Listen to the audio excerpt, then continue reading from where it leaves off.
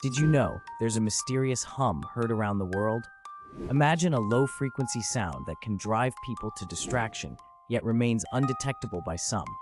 Welcome to the perplexing world of the hum.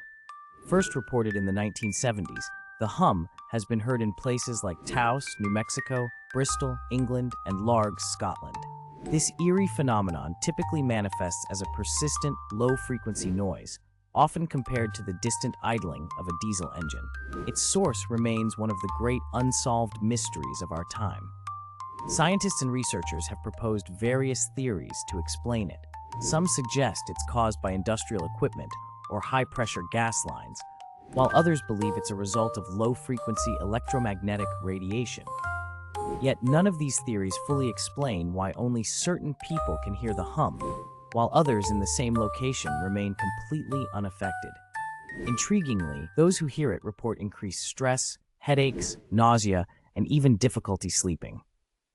The hum isn't just a local oddity, but a global enigma that baffles scientists and laypersons alike. So the next time you hear a persistent, unexplained noise, remember the hum, one of the world's most enduring and puzzling mysteries.